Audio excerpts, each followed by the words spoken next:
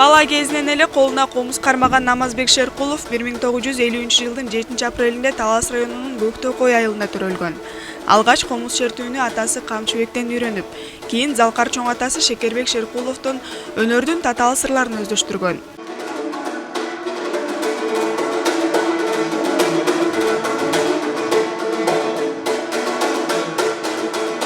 Өзүнүн негизги кесиби боюнча немис тилинин мугалими болгону менен комуз өнөрүнө берилгендиктин аркасында көп жылдар бою жаш таланттарды тарбиялап, комуз мектебинин өнүгүшүнө зор салым кошкон.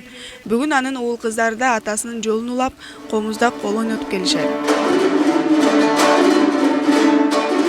Атам жөнүндө айта кетсем, кичинекей кезибизден эле садикке барып жүргөн учурда деле атам үйдөн комуз күйлөрүн чертип биздин кулагыбызга куюп койгон экен. Анан эң биринчи күйлөрдү ошо алгач атаман үйрөнгөм. 10 жашыбыздан баштап комуз үйрөнүп баштадык.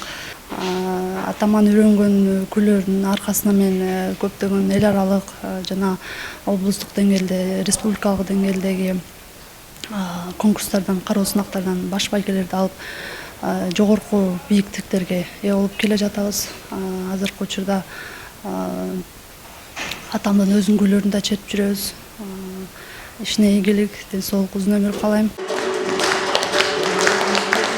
Каарманыбыз элдик күйлөрдөн баштап Токтогул, Ниязалы, Карамолдо сыяктуу улуу комузчулардын чыгармаларын аткарып, бир катар республикалык жана эл аралык сынактардын жеңүүчүсү болгон. Ошондой эле обончулук талантты да аркалап, 40тан ашуун обондун жана 20дан ашуун күйлөрдүн автору катары белгилүү. Ой, мен комузсуз жашай албайм. Айна күнү-түнү комуз чертем. Үйдө жакшы үйүндө комуздарым бар. Ошону колум бошогондо эле черте берем мен. 15 жылда музыка мугалими болдум. Анан балдарга билим берүү борбордо көптөгөн балдарга комуз үйрөттүм. Мынакей алдагы биздин Мелкан Козубекова орто мектебинде 15 жылга ясын иштедим. Арда канчалаган комузчуларды тарбиялап чыгардым. Тетиги Шабданбек Жумагулов Аксай Манаста, мына айрда элдин баары билет. Арда канча улан кыздарды комузга тарбиялап чыгардым. Билим да бердим. Музыкага үйрөттүм. Иман адепке үйрөттүм тарбиялык сабактарда. Атабанын салтына үйрөттүм. Көп эмгек жазатым. Менден ондогон, жүздөгөн, миңдеген балдар билим алышты. Өлкөдө 2019-жылдан бери 9-сентябрь комуз күнү катары белгиленип келет. Быйыл да бул күндү утурлай облустук деңгээлде бир катар маанилүү иш-чаралар уюштурулаары айтылды.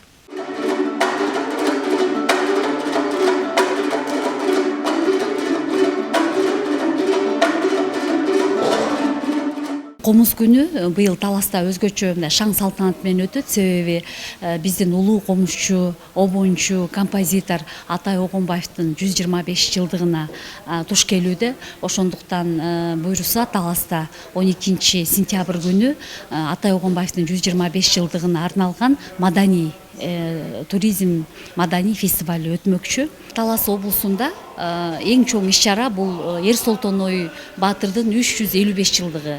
Тарых барактарын үгүлүп карасак, Ер-Солтоной бул кол башчы, баатыр, эр деген статусту алган 5 баатырдын ичиндеги гана адам эмес, бул өз учурунун комузчусу.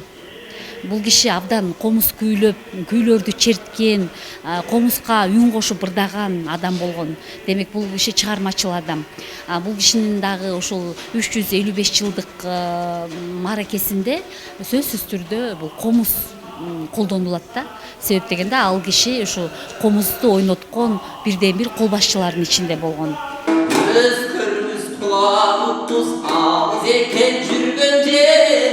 Комуз кыргыз элинин маданиятын, тарыхый эс тутумун жана жашоо турмушун чагылдырган гана эмес, философиялык дүйнө таанымын да камтыган эң баалуу мурастардын бири катары муундан муунга өтүп келе жатат.